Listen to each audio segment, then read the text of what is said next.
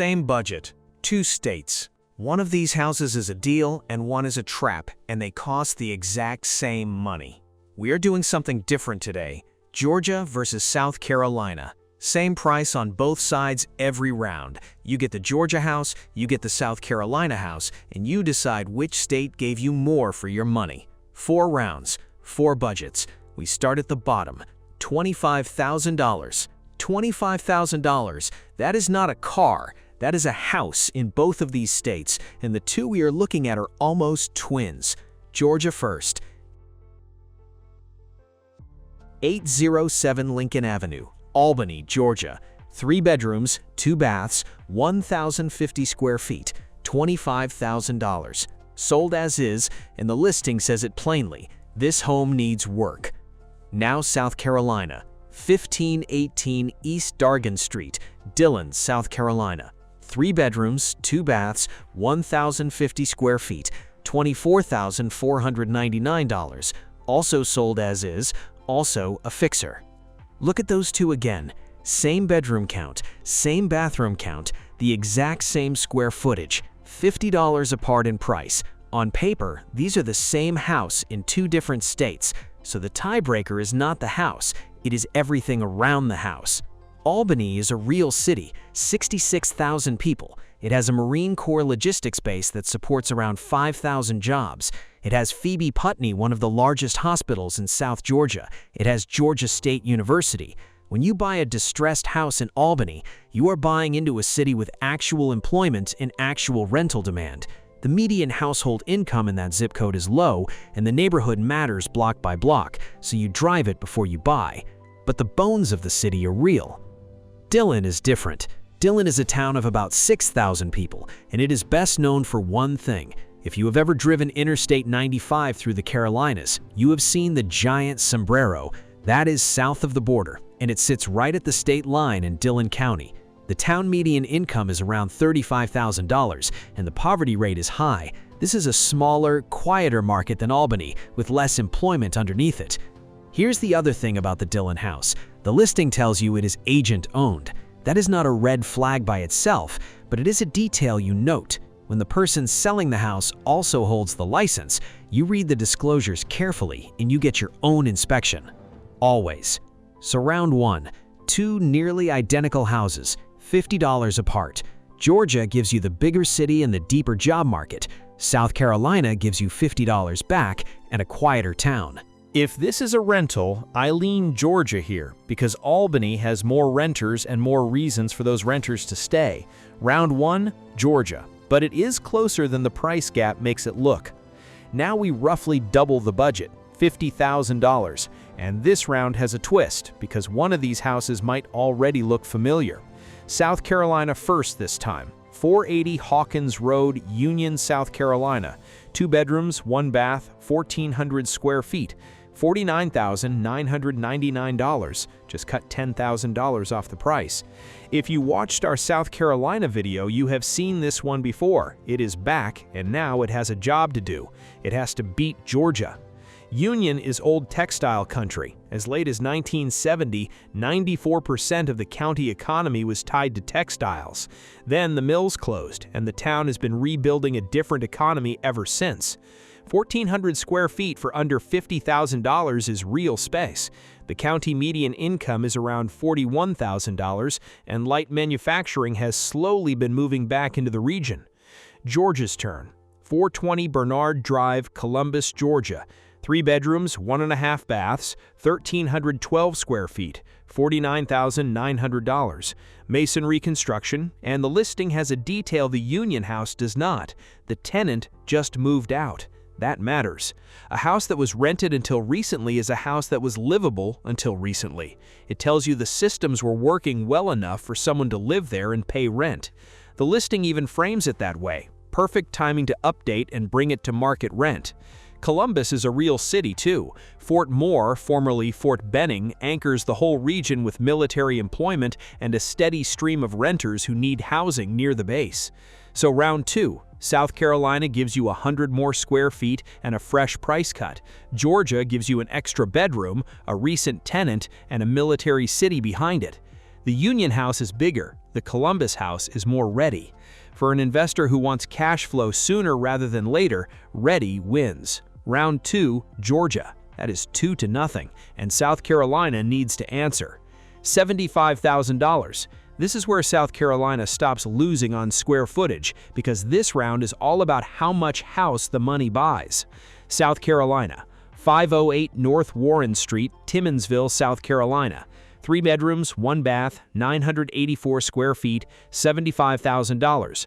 Brick, previously used as a rental, and the listing says the major systems have already been addressed. Here is the part most people would miss.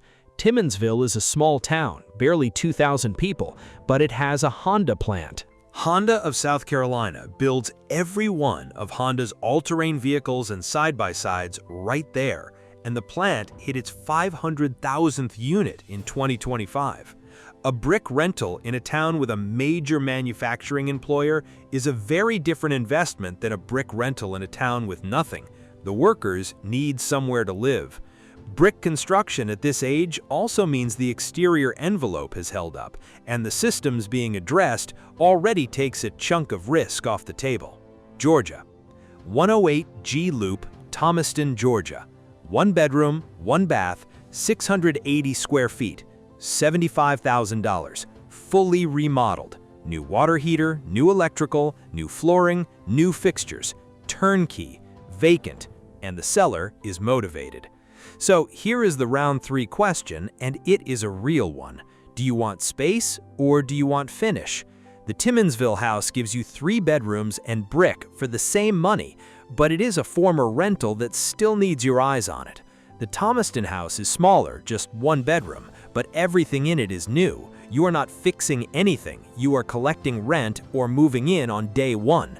For a landlord, 3 bedrooms almost always beats 1 because 3 bedrooms rent to families and families stay longer.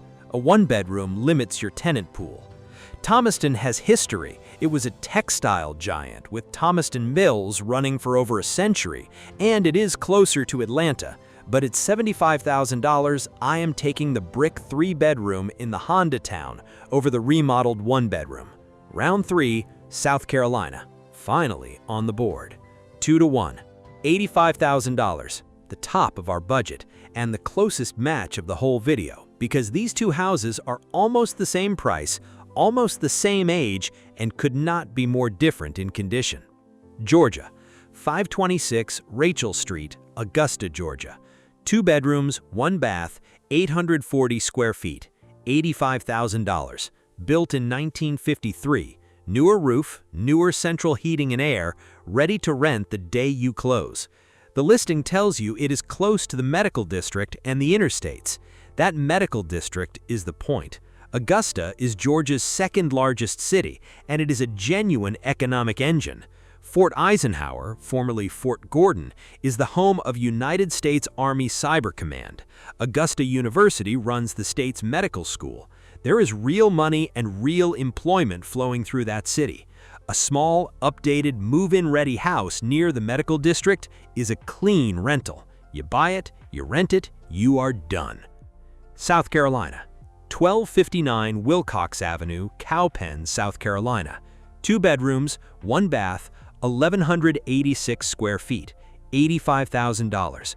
Built in 1950, sitting on 1 full acre. And it has been gutted to the studs, with new subflooring already installed. Stop and picture these 2 side by side. Same price, both around 75 years old. The Augusta house is finished and ready to rent tomorrow on a small city lot. The Cowpens house is a shell on a full acre of land near Interstate 85 in the growing Spartanburg and Gaffney corridor. One of these is a finished product. The other is a project with land under it. This is the cleanest deal or trap in the whole video, and which one is the trap depends entirely on who you are. If you want income now, the Augusta house is the deal, and the Cowpens shell is a money pit that will eat your weekends. If you are a builder, if you want to control the renovation and own an acre in a growing county, the Cowpens house is the deal, and the Augusta house is a small lot with no upside left to unlock.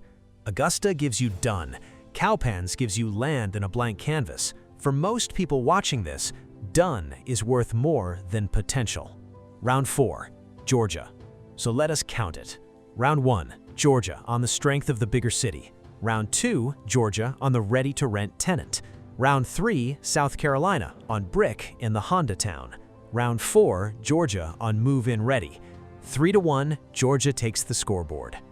But here's the truth about a scoreboard. It is my scoreboard. You were the one buying the house. And the thing worth sitting with is how little the money actually explained today. $25,000 in Albany and $25,000 in Dillon bought nearly the same house. $85,000 in Augusta bought a finished home, and $85,000 in Cowpens bought a shell on an acre. Same money, completely different outcomes. The price never tells the whole story. The town does, the condition does, the job market does. What the price tells you is only where the conversation starts. Both of these states have real houses for real money right now. Georgia gives you bigger cities and deeper job markets. South Carolina gives you more land and more house for the dollar once you get outside the metro areas. Neither one is the winner every time. The winner is whichever one fits what you actually need. So here's the one I want you to answer in the comments. Round 4, same $85,000. Do you take the finished house in Augusta that you can rent tomorrow, or the gutted shell on a full acre in Cowpens that you get to build your way? There is no wrong answer, but there is your answer, and I want to hear it. Pick one and tell me why. Subscribe if you're not already. Georgia is going to defend this scoreboard against a new state next time.